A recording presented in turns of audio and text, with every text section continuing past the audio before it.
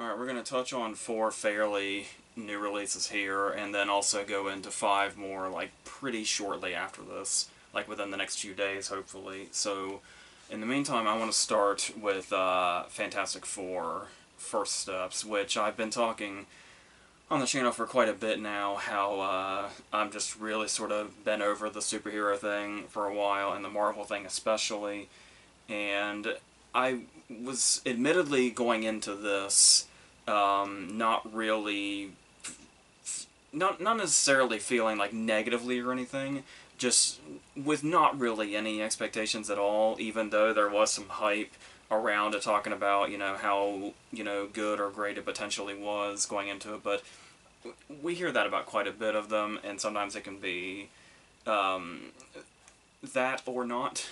And I was also especially concerned going into this that everybody took to Thunderbolts a lot more than I did. I really didn't care for Thunderbolts, and which is a very, very sort of minority opinion.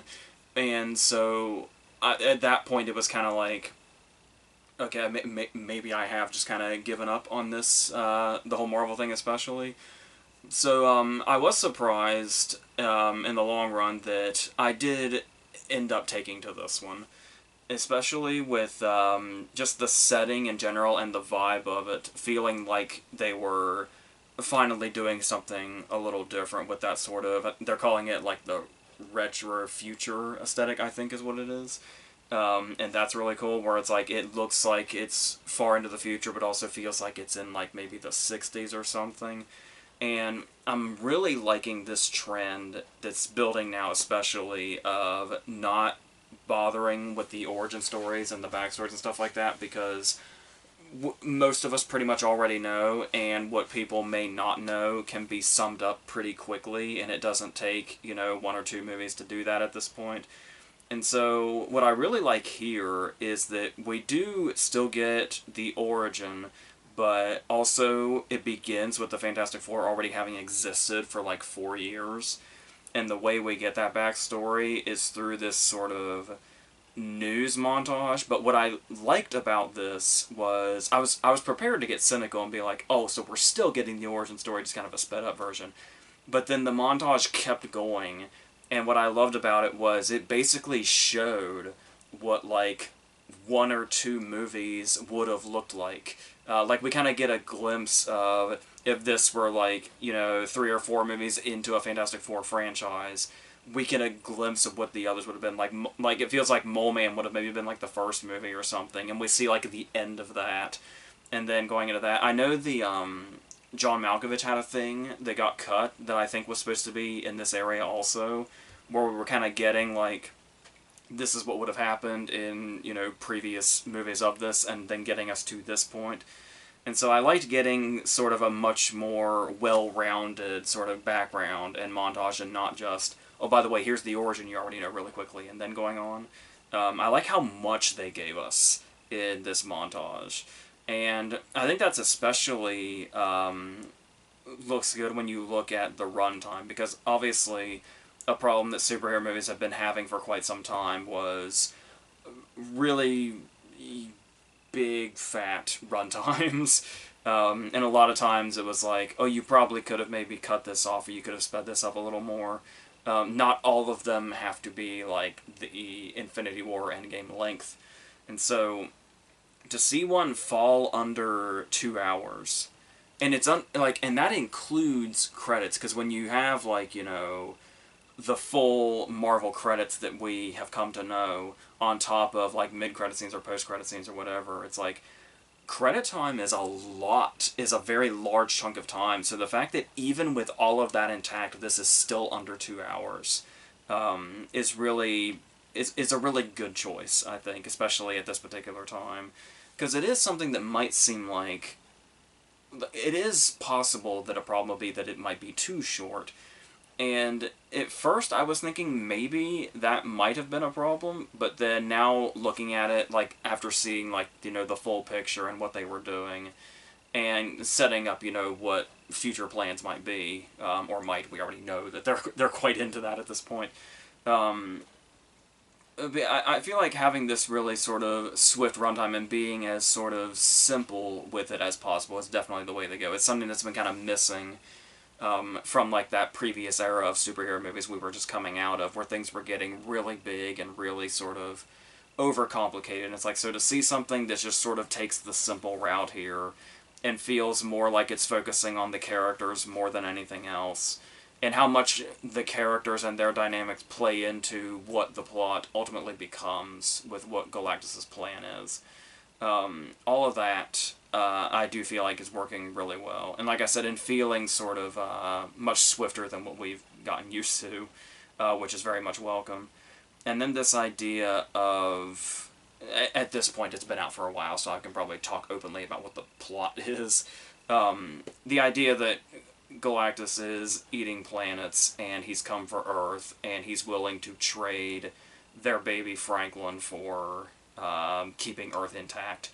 And I'm assuming the joke has been made many times over at this point that Pedro Pascal has now run into the problem yet again, where he does not want to sacrifice a child for the rest of humanity, and the fallout of which is comes from that. So I do like the dilemma there, because it does kind of make you look at yourself as a person, I guess, because even though this is a dilemma we've seen before, still, it hits just as hard, where it's like, you watch them, maybe you're like me and you watch this movie and you're going, guys, give up that fucking baby. It's the entirety of humanity. And it's like, but what does that say about me as a person? And it's like, you do kind of think that, but it's also, what I thought was interesting was the way in which the movie approached how the public reacts to this. Because that might be a lot of people's initial reaction, including my own, we can actually side with the public, which is something I feel like you don't typically do in superhero movies. Usually it's, the public always has the wrong idea, and we side with the heroes, and it's like, make them believe or whatever. And it's like, there are cases here at the beginning where you're like, yeah, if the public's gonna lash out at them, that makes perfect sense. It's like, what are you doing? Sacrificing all of us for this baby you just had. And then the way it turns into something else as it goes. Now, at first, again, there's a lot of, at first I saw it this way, but then the more I thought about it, it became this throughout this movie. And at this point especially, where in the middle it does kind of get to the point to where all of the public and all of humanity starts to band together to do what needs to be done in order to save themselves and to save Earth, while also not having to sacrifice Franklin. And you watch that at first, and it's like, we've been through things in real life at this point, especially in the last few years. Humanity would not be all in this together this way. And it's like, we do get glimpses of that. There's like a Galactus cult that's mentioned in the news. But for the most part, humanity does band together and does work together to do all of the things en masse that would save everybody. And while you could look at that cynically and say, well, this is one of the most unrealistic movies ever, and that has nothing to do with the fact that these people have alien powers or whatever it is.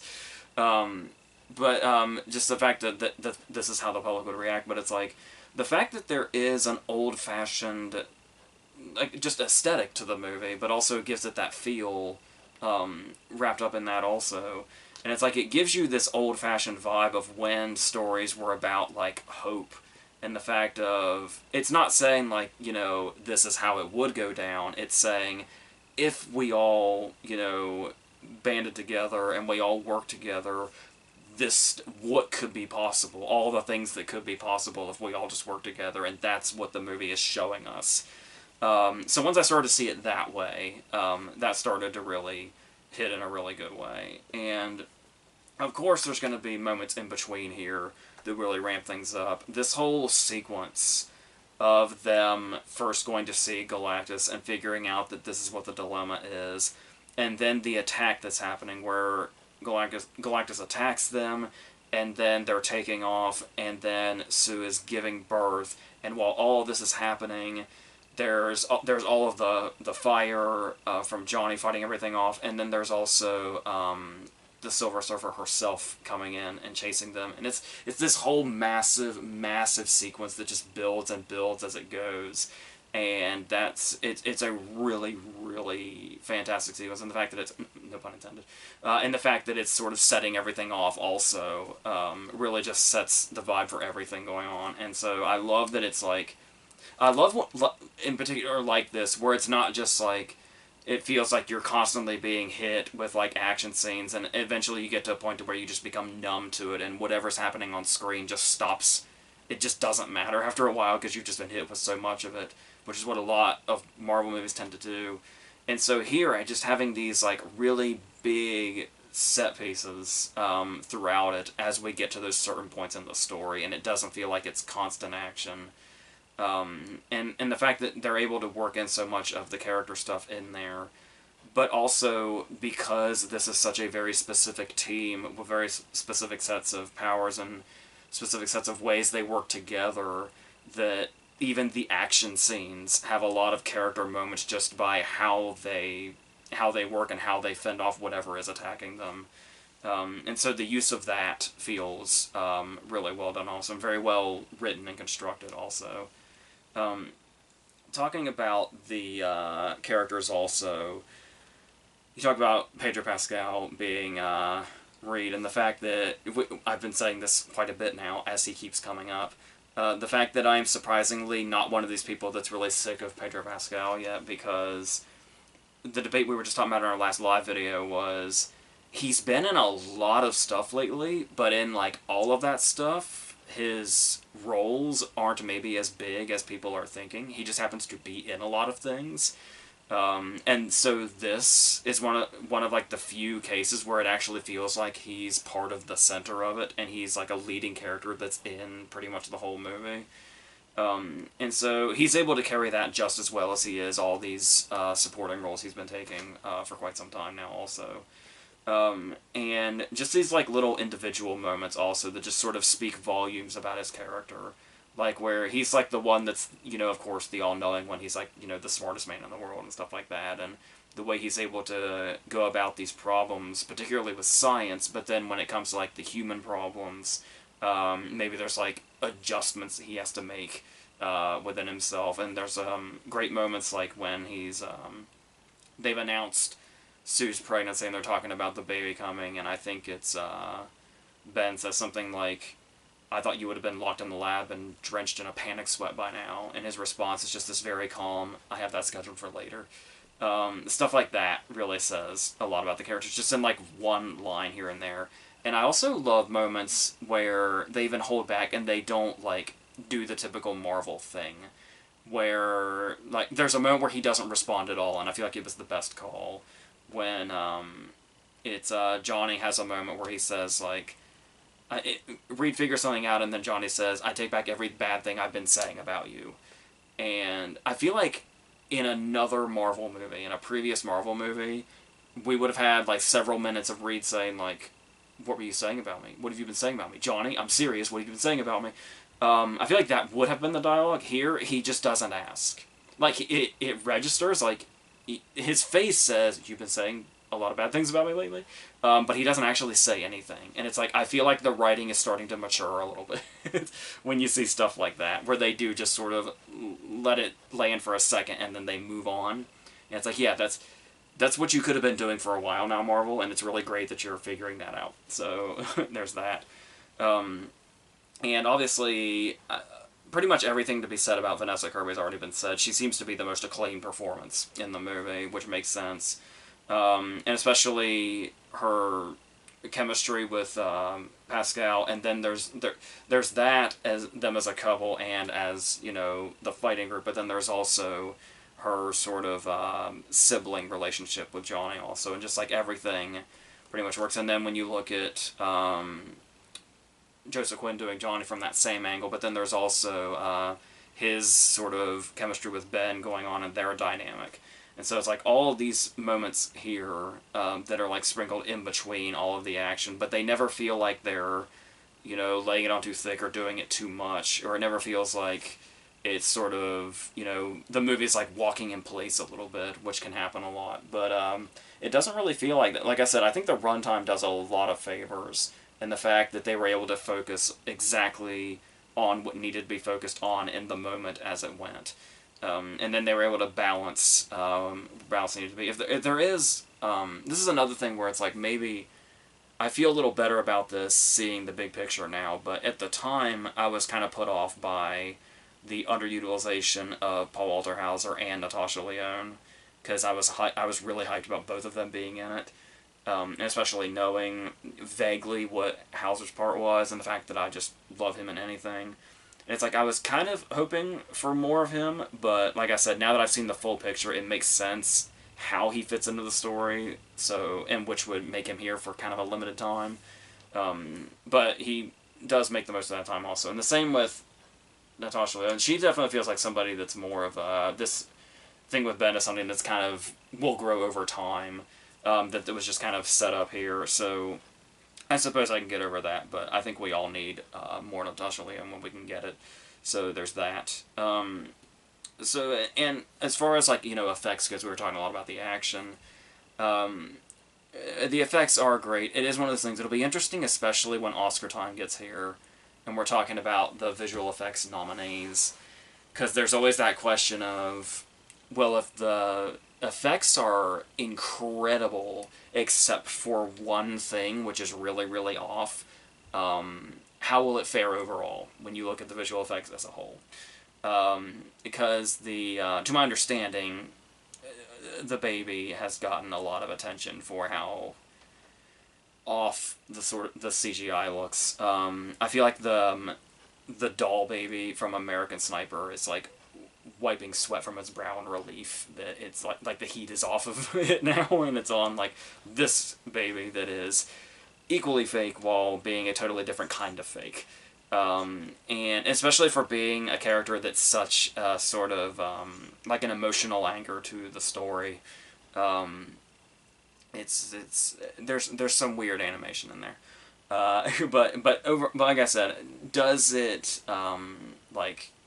negate the rest of the incredible effects we have going on? Also, I feel like I didn't say enough about Julia Garner and Silver Surfer as well, which.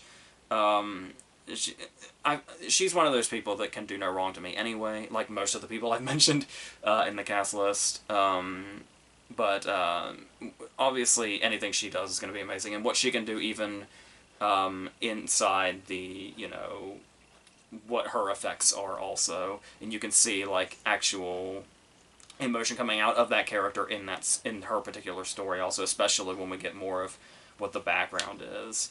I really like all the Silver Surfer stuff, and I also failed to mention one of my favorite people right now, Ebon Moss-Bachrach, who is obviously doing the mocap for Ben on top of everything else, and he's another person where it's like, this is like a whole cast of people that just can really do no wrong to me, so it's all just working in everybody's favor. It's like, even sort of buried in the CGI, still you can see where you get the sense this is somebody actually doing the mocap and all the emoting and all that stuff.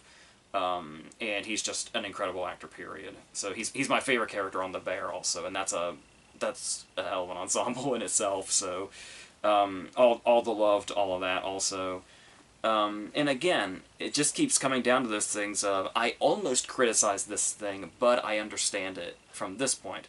I will say, when it comes to like the very end, I could seriously go, and we've talked about this so much in previous movies also, in any movie, I could really go the entire rest of my life without ever seeing the scene again where the final battle has ended and one of the main characters is unconscious for a long period of time and we're just waiting for them to wake up while everybody gets emotional over them. And the same goes for this, quite honestly, but it is like that they are doing this in order to show us something else. Especially people like me who aren't, like, knowledgeable about the comics and about a particular character. It's like, so it makes sense that this scene serves the purpose of showing what a particular character is capable of. But with that being said, even so, I could still go the rest of my life without seeing that particular trope. But, so, yeah. I'm actually quite surprised by how happy with this I was. Like I said, there was a time where my brain was fighting it. And it was like I was fighting off the idea of I really think I'm over the superhero and Marvel thing. But then, like I said, just looking at it after seeing the whole picture, it was like, okay, all of this makes sense for all of this, and all of this is really working for all of these various reasons, and I genuinely like this movie, so that's what that is. So, our second movie is going to be Happy Gilmore 2, and this is a lot of thoughts happening all at once, and I will try to do this coherently. I will certainly try to be more coherent than the movie itself is, because Jesus Christ. Okay, so I guess the first thing I'll say is that a lot of people do love this movie, and Adam Sandler and the people that made it seem to love this movie. And I want to make sure I respect that as much as I can before I say what my own feelings are. So, the fact that it seems like he, obviously, you know, his family is in it, and all of his friends are in it, and it seems like it was this very special experience, and especially that they seem to go out of their way to make the movie about family, more or less. And so I can appreciate that's where its heart is. So there's that. And as far as a lot of the fans, there was a lot of cynicism long before this movie even before the camera started rolling on this movie. People were saying, oh my god, this is gonna suck. And it's like, it's going to be Zoolander 2 again, or Dumb and Dumber 2 again, or maybe even worse, it's hard to say, but everybody was just saying, like, well, they were literally speaking in fact. Everybody was saying, even though this movie is going to suck, I'm still looking forward to this thing or that thing or whatever. So it's like, so many people had made their decision about the movie sucking before it even existed. So, based on that, I like the fact that there are a lot of fans defending it and saying that they genuinely like it, and that they think that it's this harmless thing that you're not supposed to overthink or overanalyze, all that stuff. And I appreciate those people, and I don't want to tear them down or rain on their parade. So that's how I feel about that. When people like it or love it or whatever, that's great. Especially the people that made it, that's great for them. So, Kevin Nealon just put up the bloopers on his YouTube channel, and it's like everybody was clearly having fun doing this, and that's great. So, with all that said, I will say what I thought, I suppose. So, okay, I feel like I've got to start. I have no choice but to start where I'm going to start, which is, there is a word in movie discourse. There are many words in movie discourse that have lost all meaning, but there is one in particular especially that has lost all meaning for quite some time, and this movie has completely destroyed its entire definition. That is the word cameo. But it's not even just that. It's not even just the fact that there are people with full roles in this movie, from beginning to end, that are being called cameos. Bad Bunny is not a fucking cameo. He is a major character. That's just one instance. There's a lot of that. So, my other point with this is that what can be said about a movie whose entire discussion points seem to be solely based around the word cameo? I swear to God, every single headline, every single discussion, every single fucking everything about this movie, all the conversations seem to be are the cameos. There's so many cameos. Did you see how many cameos there were? Oh my god, did you catch that cameo? Oh my god, did you see this cameo, and that cameo, and this cameo, and that cameo? And it just goes on and on. And I see, like, there's, like, headlines that say, like, there were 48 cameos in Happy Gilmore 2. Then there's another one that says, like, there were 32 cameos in Happy Gilmore 2. Then there's one that says there were 88 cameos in Happy Gilmore 2. And it's like, the number's fucking different every time. And it's like, there's nothing else people are talking about except saying, there sure were a lot of people in this movie. And that ultimately gave them a good experience because of whoever those people might be. And the problem with this is, and we talked about this, I feel like Zoolander 2 was maybe the first time I felt like this really, really was starting to become a problem. Ben Stiller, like, just attracts this, I guess, as much as I love him. But, here's the thing. about that specifically is it makes sense. The golf cameos make sense because it's a golf movie. And so when you throw them in there, and like there were jokes in there that I was not aware of, like the guy that was in jail, apparently he's a golfer that has just been arrested recently or something, and it's like, so if you know that, that makes sense, that's a good joke, that's a good reference or whatever, because at least it's a golf movie. So golf athletes being in it makes sense. But obviously it goes far beyond that as well. So this is like, as far as me not being a sports person, there were an awful lot of sports cameos I only learned after the fact because I didn't know who they were. I'll be quite honest with you. I've heard Travis Kelce's name quite a number of times. I did not know him. I knew he was going to be in it, but I did not know who he was or which person he was because I don't follow that. So, but here's the thing. You might say, well, you just have to have a certain knowledge about those things, and that's going to be what really enhances the jokes. Okay, but my argument against that is when you're not in on the joke, you start to realize just how much of a detour a lot of this is. Like, if it's somebody you know, you're like, oh man, I'm really enjoying seeing this person do this silly thing or whatever, regardless of how long it may go on. But it's like, if you're not aware of who a person is or who a cameo is, there will be so many instances of you going, who is this random character and why have we been on them for so long? And it's like, there's so many dead-end scenes where it's like, why did we do this for so long? Why did we focus on that for so long? And just everything is just so disjointed and going in so many different dead-end directions. And it just, after a while, it's like, why, at the end of the day, why are you wasting so much fucking time? And it's like, when you are aware of who they are in the cameos, you probably don't quite see it that way, because you're being entertained regardless. But it's like, it really opens up the, I don't know if I want to say laziness, but the over-reliance of just recognizing a person, and how far that can go, really starts to come to light. And it's like, if you take out the moments in this movie that have nothing to do with anything else and are only there because they had a famous person and wanted to use them as much as possible, this movie would be significantly shorter. And maybe significantly more coherent. Now, you might also say, well, what does that matter? It's a silly comedy. It's not like it has to have a coherent storyline. My argument to that... Okay, I guess there's two sides to this. There's, we'll talk about the negative side and then we'll say, but if you want to go this route, maybe one could see it that way. I want to start with the first movie. The first Happy Gilmore.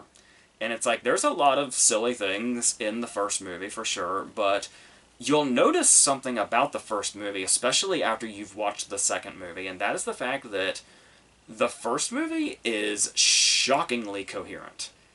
Like, pretty much everything that happens in the first movie happens for a reason, regardless of how over-the-top or silly that it is. And it's like, everything sort of like snowballs from one thing to the other, and it's like the Jackass guy is this funny thing that happens, and the Bob Barker thing is this funny thing that happens, but it's like, the Jackass guy snowballs into him beating the shit out of Bob Barker, and him beating the shit out of Bob Barker snowballs into him getting kicked off the tour. And it's like, everything had a reason in that movie, even the cameos had a reason for happening in that first movie, and almost none of the cameos, whatever your definition of that fucking word is, take us in a direction. It just, here's this thing, and okay, we're going to move on from that thing and do this thing now. Like, when I said I didn't know who Travis Kelce was by sight, I was like, why are we spending so much fucking time on this waiter? Like, what is this? And then when I learned, it was like, okay, that's literally the only reason. So, and now, okay, so now that I've said that the first movie is actually a coherent movie, it's like, even, I've talked about this before, even the product placement in the first movie, where it's like, the Subway commercial is basically a Subway commercial, but it makes sense that a famous golfer would have a sponsor, and the fact that that works into the sponsorship, getting him enough money to go to the auction to try to buy the house, and then that's where the whole climax starts, where he runs into Shooter and that whole thing happens. Everything had a point, even the cameos, even the product placement, all had a purpose in the first movie. And this one is just so aimless and so all over the place with so much that is just pointless and a waste of time. Now, with that being said, maybe your argument could be, and holy fucking shit, this is a reach, but I'm trying, okay? You want to talk about a golfing movie that is not particularly coherent and is really only a series of events meant to be comedic in their own right, that don't necessarily have to connect to anything. I suppose that's the way one could describe Caddyshack, if you really wanted to. So, if you wanted to less compare this to the first Happy Gilmore, and wanted to say it's something more like Caddyshack, I would say go ahead. Go ahead and make that argument. You might have something. Needless to say, I don't know how much I believe in that, but that's, when I started to think about it, it was like, well, I guess it's possible to make a movie that has no direction and only exists for various comedic moments with no connection to the other, and eventually make it work. But I would never in a million years call Happy Gilmore 2 Caddyshack, but maybe there's some people that would. I don't know. So another thing that I just found really mind-blowing, and the more it happened, the more I was just dumbfounded by this choice. The idea of every time we met a new character, because of course they're going to do, because a lot of people, it was brought up before the movie happened that a lot of the previous cast is no longer with us. Like Carl Weathers and Joe Flaherty and, I'm drawing a blank on major people here. But it's, I'm trying to move along also. It's always Richard Keel. It's going to be the son of the person. The laziest way to work in that character without working in that character, but also working in that character. So you've got son of Mr. Larson, you've got son of Jackass Guy, you've got son of Chubbs, and these things are thrown in here, and every time these people are introduced, we get an entire flashback, and by flashback I mean literally showing us clips from the first movie, to remind us who these people are, like full clips too. And there's so many things wrong with that. Number one, once again, it's just a waste of time. It's just really adding to this nearly 2-hour runtime. Secondly, it's clearly showing the jokes and references can't stand on their own. They have to remind us of the first movie. And third, a big thing that people say when they're defending this movie is it was for the fans. Like, oh, it was made for the fans. It was for the fans. It's all about the fans. Everybody loves the fans. It's all about the fans. Here's the thing, and I know because I'm one of them. Happy Gilmore fans know that fucking movie front to back. They know every single piece of dialogue, word for word, verbatim, and every single scene, probably in every single scene in the order in which it happens. We know that movie over and over and over again. We could recite it from memory at any given time. I have no idea why you think a movie made for the fans, about the fans, all about the fans, would need entire clips to remind them of the first movie. That, I don't know who the hell would make that decision. So, like I said, there's levels to why that makes no sense. That you needed to make this a fucking clip show on top of whatever else it is, as if it's not disjointed enough. Talking another thing about clips, though, and using, archive footage, if you will. What makes that even more mind-blowing is that there is totally a perfectly reasonable place to have put a clip in here, and they didn't do it. A clip that hardly anybody has seen.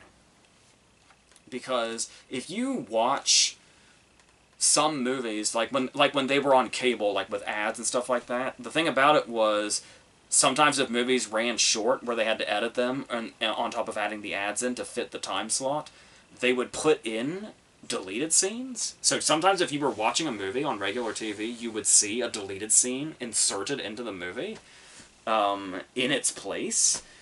And if you watched Happy Gilmore back then, some of you might have seen a deleted scene that should never have been cut from the movie. I still to this day have no idea why the scene was cut. It never should have been cut.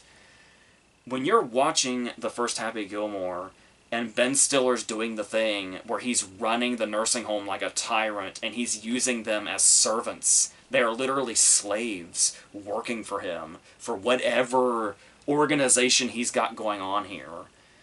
And despite the fact that the entire movie is Happy beating the shit out of people that deserve it, Ben Stiller's character never gets what's coming to him. He just gets her out of the nursing home and they just leave that plotline behind. And Ben Stiller gets nothing after all the bad shit that he did. However, if you watched the TV version, you saw a deleted scene where Happy did find out what was going on and threw him out of a 2-story window. And if you were going to insert any scene into this movie and make it canon, you had the opportunity to make that scene that should have always been canon in this movie. Introduce Ben Stiller back into the movie and put that back in and say, oh, and then you did this, and show that clip, and then have that be where they start off.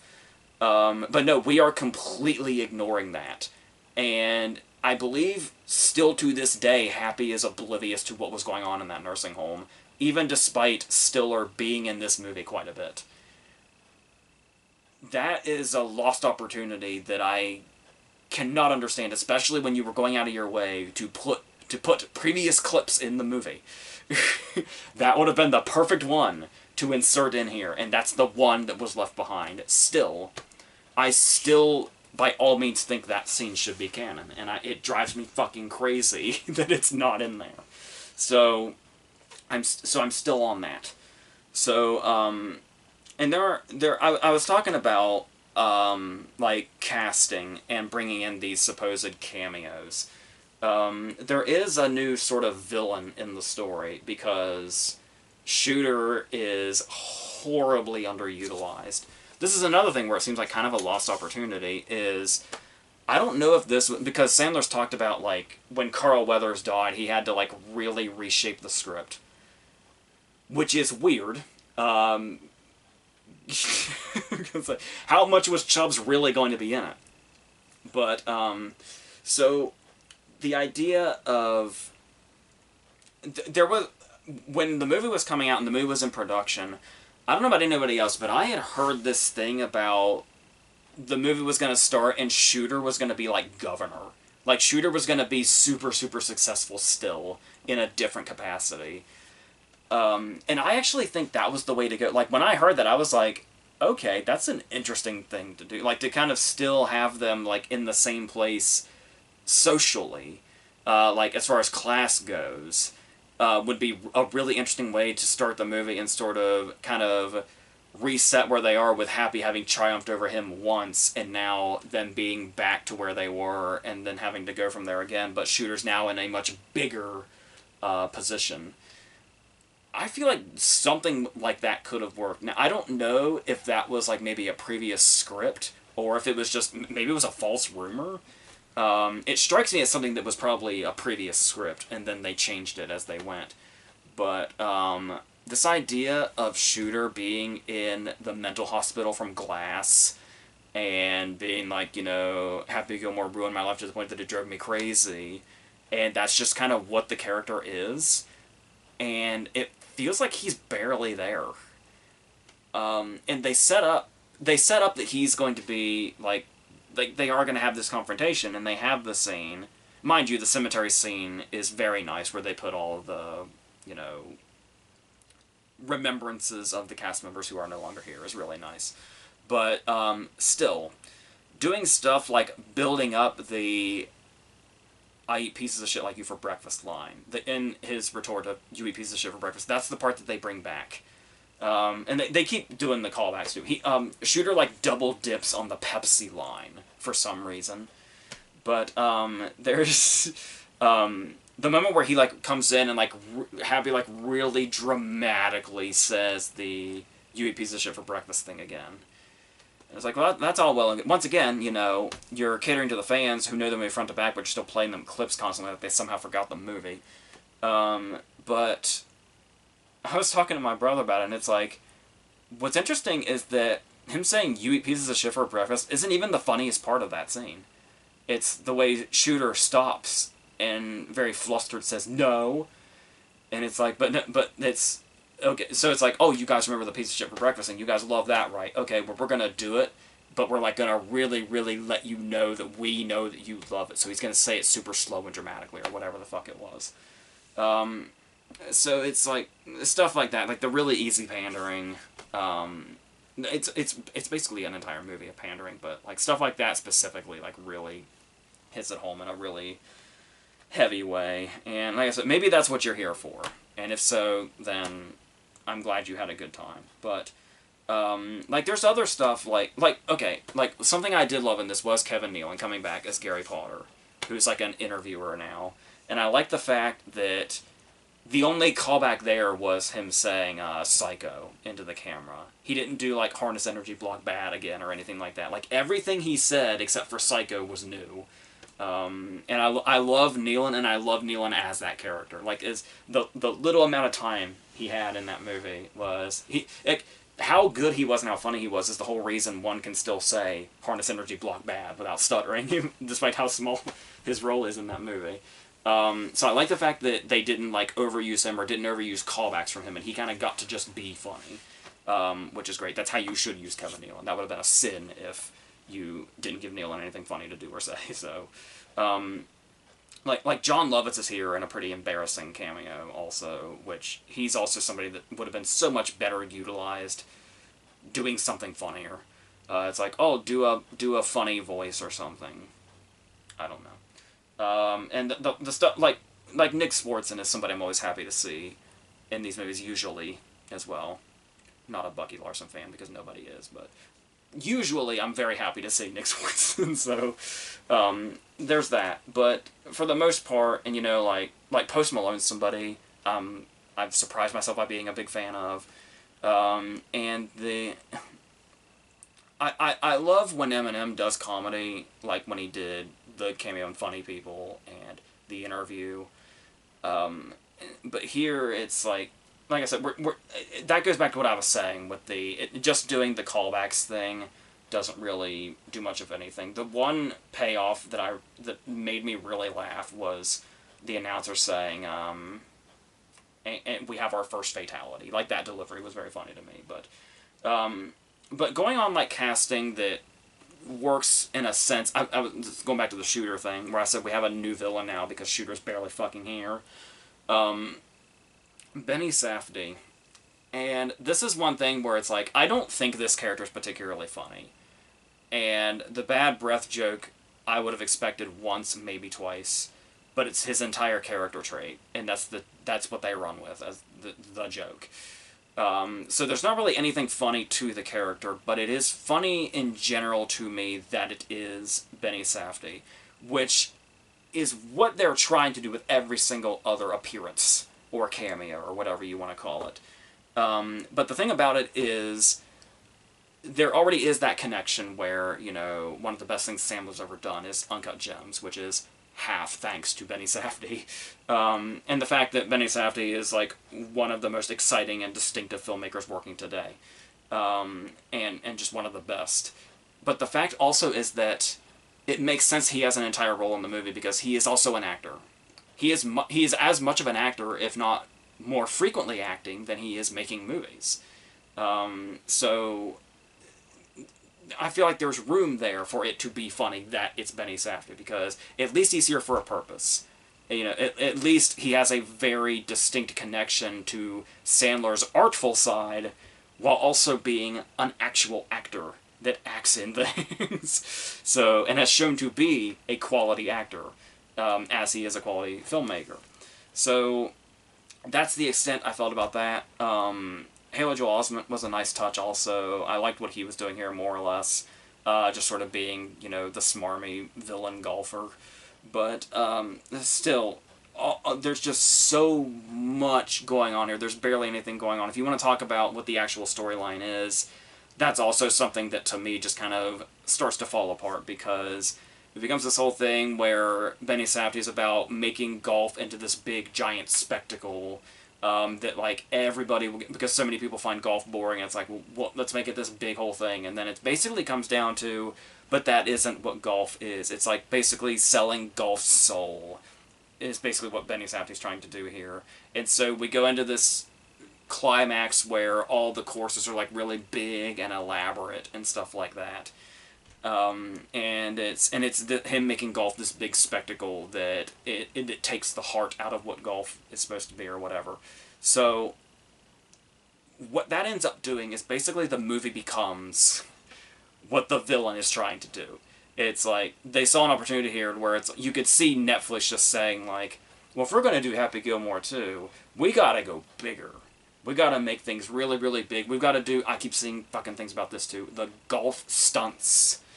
And it's like, it's like if you're resorting to golf stunts and using it as like a selling point, you're doing what the fucking villain of the movie is doing. You're trying to make it this really big, giant spectacle that it really doesn't have to be. The first movie showed us that.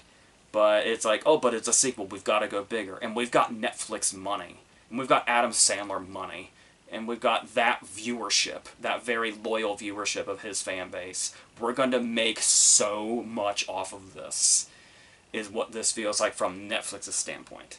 So, like I said, I'm sure Sandler and everybody's heart was in it, but there's also something very, very corporate on the other side going on here as well. And, like I said, the fact that that seems to be what the movie's trying to say, if it's trying to say something, it just makes it fall into its own trap, essentially. So, that's... I think that's most of what I wanted to say about this. I feel like the video should be over. I still got 2 fucking movies to go. One thing I did like, okay, you would think one thing that would be, like, overkill or would be annoying is the fact that Happy Gilmore has children now with Virginia. We didn't even go down the Virginia path, but it's probably all been said. So, like, she probably replaced what Chubbs was supposed to be if Carl Weathers had still been with us, I'm guessing, is why they had to kill her. I don't know. I don't know what she would have done otherwise in the movie, if not what happens, so I don't know. But one thing I did like, surprisingly, was the fact that Happy Gilmore now has like 4 or 5 kids, and they're all as violent and obnoxious as him. One of them is played by MJF, who I only know from hearing a lot about wrestling. Like that's like the one sport where it's like, I'm pretty much know who these people are. But it's like, that seems like a joke that would be like way too obvious or way too like, oh, Happy Gilmore has kids and they're all like him or whatever. But surprisingly, I found their scenes funny. So there was that. Especially when they were beating the shit out of the Ben Stiller dummy. That just kind of caught me. And so I did find that very funny. But for the most part, I think I've said everything that I have to say about this movie. So, like I said, if you want to go back to me saying if you loved it, that's great. And if Sandler's happy with it, and he and everybody involved had a special experience making it, that's wonderful for them. Everything else I've just said is how I feel. So, we'll leave that at that so we can get moving. So, our third movie is going to be The Home, which is a new horror movie by James DeMonico, who did the Purge series. I'm going to be speaking a lot quicker now because Happy Gilmore took up so much time. And so, it stars Pete Davidson, and I've been a big defender of Pete Davidson on this channel. Not only do I think he's very funny, I think he has it in him to be a quality actor. He's had plenty of performances up to this point that I've quite liked. From King of Staten Island to Big Time Adolescence to Bodies, Bodies, Bodies. I'm just, in general, a big fan of his. His voice work in Dogman. So here, being the star of this, I imagine that immediately probably loses a lot of people. That's probably, like, this movie is critically despised, to say the least. And I am at least here to say that I don't think it's that bad, and I imagine me being a fan of Pete Davidson probably is picking up a lot of the slack that a lot of people were going after, if I had to guess. But so it begins, and we got this whole story with him and his foster brother, and then his foster brother allegedly dies, and then he grows up and becomes like this drug addicted character that's a criminal, and he has the choice to work in this retirement home or go to prison, and then it becomes another retirement home horror movie. We just had The Rule of Jenny Penn earlier this year, so I was already getting flashbacks to that. Interestingly enough, another thing I was getting flashbacks of when he first arrived was, like, I was getting kind of Shutter Island vibes. Obviously not to that quality by any means, but I was getting that vibe. So it's like, okay, I can kind of feel this, I think. And sure enough, when he gets in there and settles in, the movie wastes no time whatsoever in showing us that crazy shit is happening. Now, I love a good slow burn, especially a good slow burn horror as much as anybody, but I've also seen so much slow burn horror that I can kind of come around the other side and also kind of appreciate when a movie is like, right away, shit is not right. Look how fucked up this shit is. Just like, instantly. So I can appreciate that too from the other side to a degree.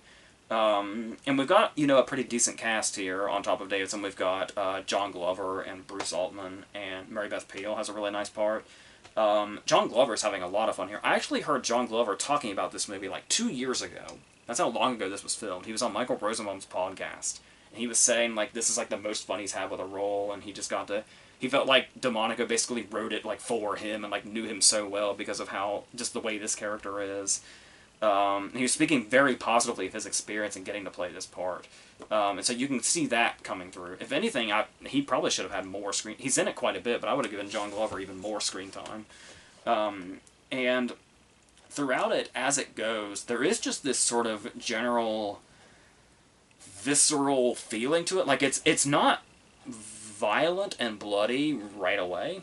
It gets there, but it's like... It just in feeling for a while, it just feels very visceral in a way, and there's a lot of like close-ups and like really, you know, frenetic editing, which is usually something I hate. And I'm not saying I'm a fan of it here, but as far as setting the vibe it's trying to set, it was like, okay, but it also, you know, goes down the jump scare path and stuff like that. There's a very revolting nature to it, and like some of the stuff we're getting close-ups of. But still, it's like, with that feeling of, oh, none of this feels like it, it's like, I feel like it's accomplishing what it's setting out to do for the most part, even if it feels unpleasant and obnoxiously edited, and some of the sound is really good, and then some of the sound is like really over the top, and it's like, I feel like I can sense a middle ground here, where I can see what it's doing enough that it's like, I understand why people hate it, but I also think it's being overhated at the same time. It's that kind of thing. Especially when we do get to like the middle portion here, and things start to get pretty repetitive. And it's like, once it establishes that I said, where it's like, okay, I can see what it's doing, so I'll run with it.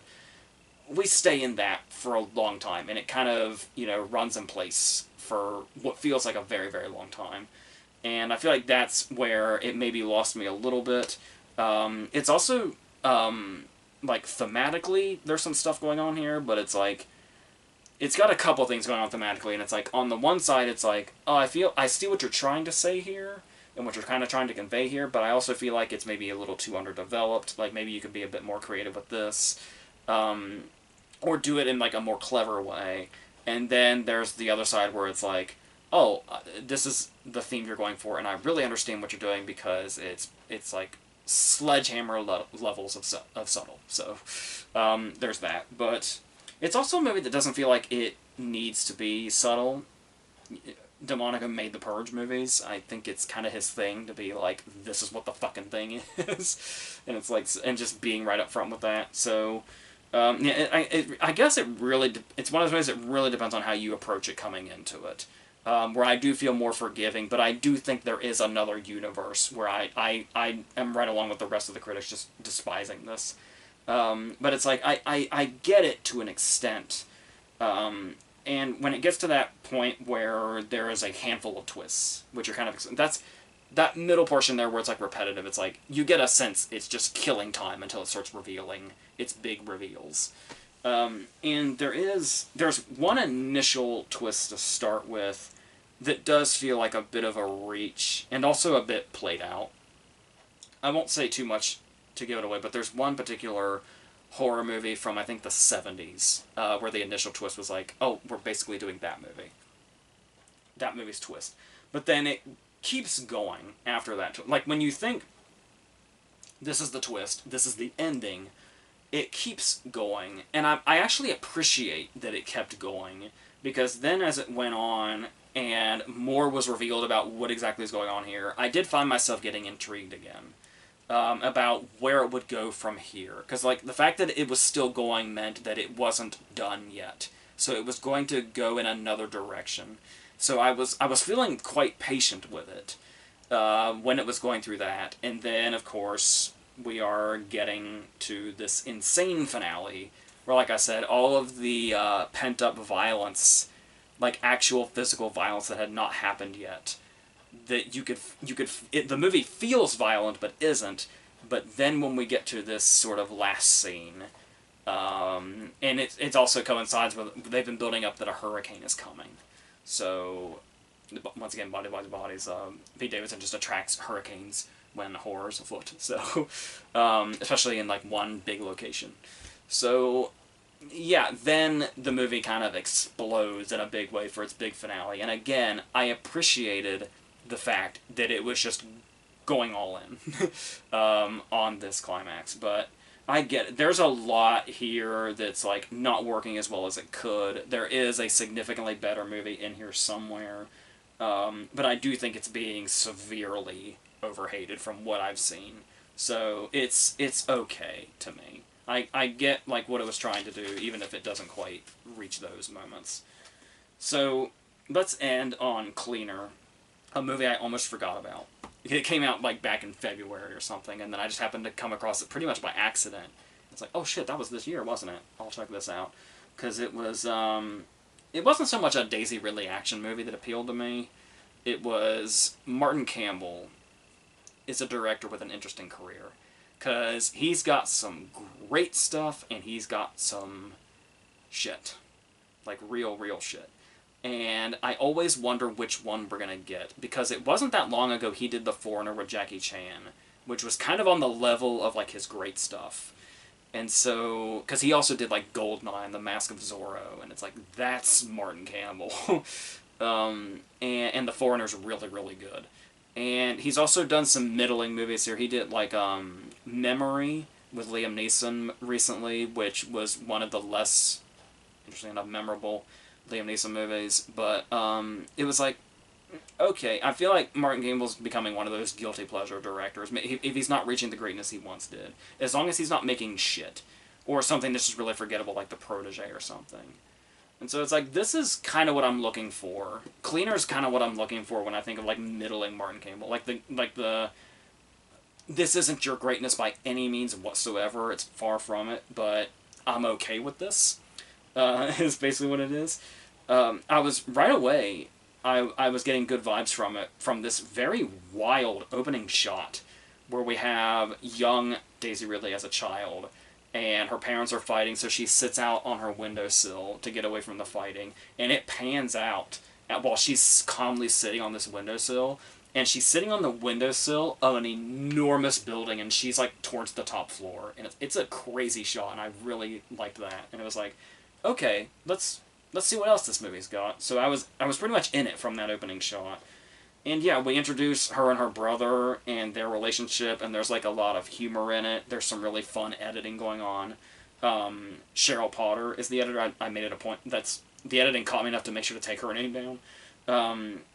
And then she goes to work, and she's cleaning the windows for this really shady, gigantic billionaire company. And her sort of partner here, it's like, watching them clean windows and piss off their bosses, which is what like the first part of the movie is here. It got to the point where I was like, I would watch a whole movie of this, of them just cleaning windows and pissing their bosses off. Like, this is kind of fun, actually. And her, like having her relationship with her brother and stuff like that.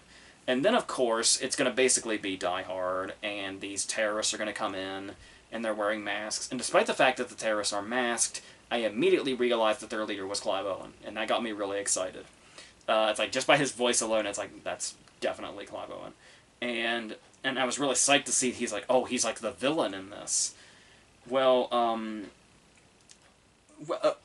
he does, well, he's not, Clive Owen is not in this movie very much, unfortunately, but the direction, and I was prepared for the movie to lose me when that happened, but it does set up something interesting as far as like moral dilemmas go, where it's they're one of those groups that are bringing accountability to a harmful company. Like they're like really environmentally harmful, and it turns out they're one of those companies that has murdered people to cover things up. It's like, so we're especially at a point now to where it's like, yes, it'd be great to see these companies brought down and the billionaires that profit off them that don't give a shit about humanity, to see them, pay the price for everything that's gone on here. And it's like they set up that we're gonna do that. We're gonna take you hostage. We're gonna do this thing, and then we're going to release you after we have exposed this company and everything that it is. And then, of course, there's going to be people in this group that are out of control. And the anti-humanist thing of, like, humans are a virus and we have to deal with them. We have to cause human extinction. And then that becomes who, like, the real antagonists are. And that's who Daisy Ridley has to, shockingly, in quotes, has a particular set of skills, as well as being the window cleaner, and she can wipe them all out single-handedly, John McClane style. And that's basically what the movie becomes. And like many of these Die Hard rip-off movies, it's like, it's not going to be that thing. It's not going to be the great thing, but it's like, this is kind of fun. As long as it's like fun and intriguing, and you like the characters enough, and you bring in that dilemma of like you understand where the villains are coming from, but it's like, but not extinction, dude, and not too much murder would be great. There's actually a great moment between her and her brother where he's at the computer and he's like hacking into everything or whatever it is he was doing, and she's over his shoulder saying like what they're gonna do, and it's like, this is why they're doing it, and he's like, well, wait, but that's true. I know they're the bad guys, but that's true what they're saying. And then she's like, yeah, but they want to, cause extinction of the human race. And he just immediately switches to, oh, that's bad. Yeah, we should fix this. So it's like there is that middle ground there that makes villains interesting, especially in this kind of scenario where it is just going to eventually be just a bunch of action and her beating the shit out of people and shooting people and killing people. And it's a lot of fun. The action is more or less pretty well handled. The only thing that kind of holds it back is that, there's bad CGI blood and bad CGI explosions and stuff like that. But the action and the fights are pretty well choreographed, and for a movie like this, you're kind of setting your standards here. This isn't The Raid or John Wick or anything, but they're perfectly fine, which is good. And especially these action movies that are kind of more off the radar, the bar is kind of low. This is fine. This is a good even bar where the action is. So there's that, and it is one of those things where it's like, she is saving everybody, and it's this whole thing of it could be hard to root for the remorseless, corrupt rich people. Like, to root for them to be saved is something you may not want to do, and that's one thing. But it's like, when you do kind of accept it, it's just like, it's just one of those action movies. That's just kind of the setting, and it's like, I guess we're not supposed to debate ourselves too much with that. Like, we kind of talked about that with Fantastic Four, where it's like, even if that's, not it's not that deep to that extent. This is something that it does feel very much like just run with it. Just know that this is the plot, and Daisy Ridley is our hero, and we want to watch her fuck up the people that are going to cause mass extinction.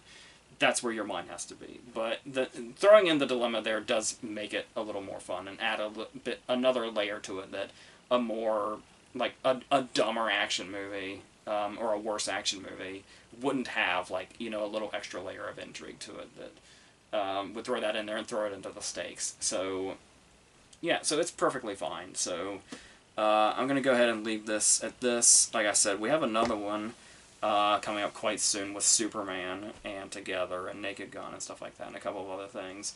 And that'll be what the next thing is, and we'll talk about those, and we'll continue from there. And our awards coverage is coming up this month also, so all of that. So until the next thing, I think that's it.